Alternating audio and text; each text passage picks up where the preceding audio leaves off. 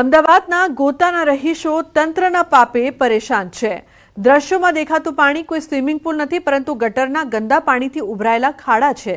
ગોતાના posh વિસ્તારમાં વંદે માતરમ ખાતે અંડરપાસના નિર્માણ દરમિયાન ડ્રેનેજ લાઇન તૂટી, જેથી છેલ્લા 20 દિવસથી ગટરના પાણી નિર્માણાધીન અંડરપાસમાં ફરી વળતા સ્થાનિકોને રહેવું મુશ્કેલ બન્યું છે।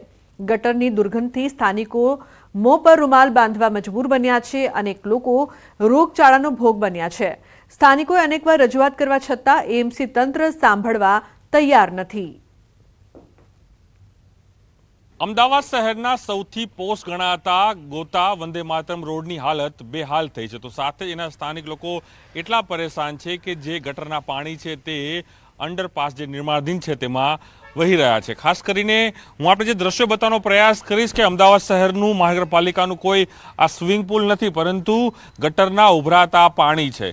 મહાનગરપાલિકા યુવા તરવૈયાઓ માટે સ્વિમિંગ પુલ તો બનાવે છે, પરંતુ કદાચ આ સ્વિમિંગ પુલમાં નાહવા માટે નથી, પરંતુ મચ્છરના ઉપદ્રવ અને સાથે જ લોકોના આરોગ્ય સાથે સીધા રીતે હેરાન થતા આ સ્વિમિંગ પુલ છે બની ગયા છે। અને ખાસ કરીને આ ગટરના પાણી છે તે ઉભરાયા છે, એટલે આને સ્વિમિંગ પુલ કહી શકાય, પરંતુ ગટરના પાણીનું આ સ્વિમિંગ પુલ છે। અહીંની જે પ્રજાજનો છે એટલા પરેશાન છે કે ઘર દીઠ અહીં રોગચાળો ફેલાયો છે, તંત્ર જવાબ નથી આપતું। 20 દિવસથી પણ વધુ સમય થઈ ગયો છે, તેમ છતાં પણ આ સ્થિતિ છે।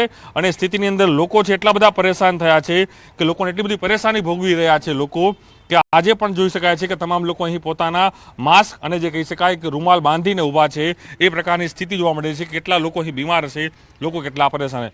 વડીલ, કેટલા સમયથી આ પાણી છે આવી રીતના ભરાયેલું છે? હું જોઉં બધા મહિલાઓથી માંડીને લોકો અહીં ઊભા છે, સિનિયર સિટીઝનો, એ તમામ લોકો માસ્ક અને કંઈક રૂમાલ બાંધીને ઊભા છે। 20 દિવસથી અહીંયા ગટર લાઇનનું પાણી ભરાયેલું છે। અપેક્ષા એવન્યુ પરિવારમાંથી હું બોલું છું। અહીંયા અંડરબ્રિજનું કામ 3 વર્ષથી રીટેન્ડર કરવામાં આવ્યું, તેમ છતાં બી અહીંયા ગટરની લાઇન નાખવામાં આવેલી।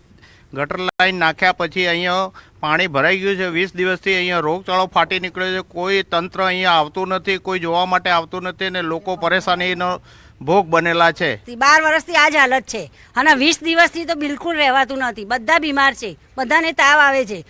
કોર્પોરેશન વાળા જરા બી જોવા નથી આવતા, તો એમને આવવું જોઈએ ને, તો કેમ નથી આવતા? વોટ લેવા હોય તો આવે છે। અહીંયા ડ્રેનેજનું 1 વર્ષ પહેલાં કામ કરવામાં આવેલું, એની અંદર પબ્લિકના કરોડો રૂપિયા ખર્ચ્યા છે। એમને ખબર હોવા છતાં કે અહીંયા અંડરબ્રિજ બનવાનો છે। હવે અંડરબ્રિજનું જ્યારે કામ ચાલુ કર્યું છે તો લગભગ 5 વખત એ ડ્રેનેજ ડેમેજ કરી છે। એમની પાસે કોઈ સોલ્યુશન નથી કે આ ડ્રેનેજને ક્યાં શિફ્ટ કરવી અને કેવી રીતના અંડરબ્રિજનું કામ કરવું। રેલવે તરફથી જે કામ ચાલુ હતું તેના બી બધા કારીગરો જતા રહ્યા છે।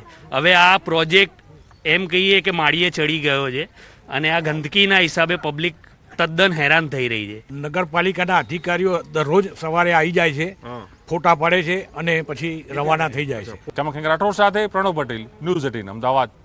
જો કે ન્યૂઝ 18 ગુજરાતીની હાજરીમાં સ્થાનિકોએ મનપાના જવાબદાર અધિકારીને ફોન પણ કર્યો, પરંતુ અધિકારીએ સમસ્યાના ઉકેલને બદલે ગોળ ગોળ જવાબ આપ્યો। અંડરબ્રિજ બની રહ્યો છે, એના લીધે મોટી ડ્રેનેજ સિસ્ટમ આખી તૂટી ગઈ છે અને આખું સ્નાનાગર બની ગયું છે। ડોલ બે ડોલ પાણી નથી ભરાયું, આખું સ્નાનાગર ભરાઈ ગયું છે। અમને તો પાણી પર અમને ક્યાંથી ખબર? કોર્પોરેશન ખબર ના, અમને ક્યાંથી ખબર હોય? ના, એમ નથી કહેતો હું। એ ગટર જે જગ્યાએ ઉભરાતી હોય, તૂટી ગઈ હોય ને, તો એ જગ્યાનું એડ્રેસ આપો, એટલે પ્રમાણે હું કમ્પ્લેન લખી દઉં। સાહેબ, વંદે માતરમ આઇકોન પાસે અંડરબ્રિજ બની રહ્યો નવો, એનું સ્ટ્રક્ચર તૈયાર થઈને ઊભું છે અને દબાણ ગટર એક્ઝેક્ટ કઈ જગ્યાએ અમને ખબર નથી પડતી ને। મોટો એરિયા છે આખો, 100 બાય 100 ફૂટનો એરિયા છે ભાઈ, 100 બાય 100 ફૂટનો એરિયા છે, 100 બાય 100 ફૂટનું પાણી ભર્યું છે ગંદુ। હવે ડ્રેનેજ કઈ તૂટી અમને ક્યાંથી ખબર પડે? હા, અપેક્ષા એવન્યુ, હા, અપેક્ષા એવન્યુ તૂટી ગઈ હોય ને, તમારા વોર્ડમાં રૂબરૂ વાત કરવાની આવે છે।